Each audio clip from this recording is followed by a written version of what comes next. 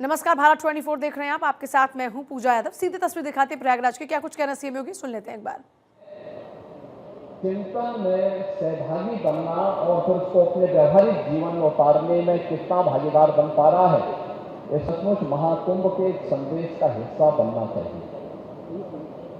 हम सब आए हैं यहाँ पे त्रिवेणी के संगम में स्नान करने के लिए। आप याद करिए, आज से 10 साल पहले क्या गंगा और क्या यमुना नदी इसी प्रकार की अविरल और निर्मल रह गई थी?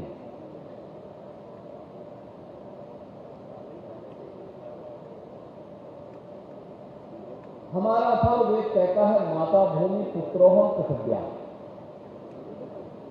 यह धरती हमारी माता है, हम सब इसके पुत्र हैं। हम जब अपने वैदिक सूत्रों में ढूंढते हैं तो हमें शांति पाठ में इस चराचर जगत के कल्याण की हम बात करते हैं, लेकिन दैनिक जीवन में हम स्वयं 13 जनवरी से लेकर के 16 फरवरी के बीच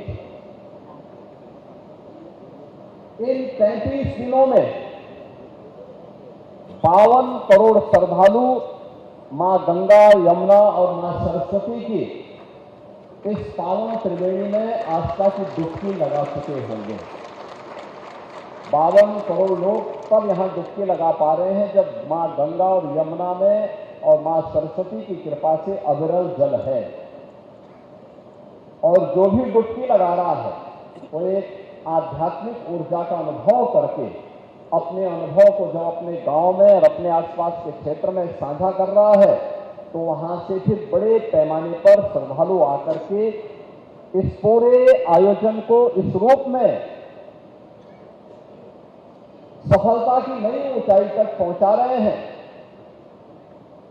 कि दुनिया का ये सबसे बड़ा आयोजन बन गया, सबसे बड़ा आयोजन बन गया। आयोजन बड़ा है, स्वाभाविक रूप से हर व्यक्ति के मन में एक जिज्ञासा भी है। कल दुर्भाग्य से नई दिल्ली रेलवे स्टेशन पर एक दुर्भाग्यपूर्ण घटना घटित हुई। मैं इस अवसर पर उन सभी पुण्य आत्माओं को विनम्र श्रद्धांजलि भी अर्पित करता हूं, लेकिन बहनों और भाइयों, हम सबको सोचना होगा कि कार्बन उत्सर्जन का और पर्यावरण के प्रदूषण का कारण भी जलवायु परिवर्तन है।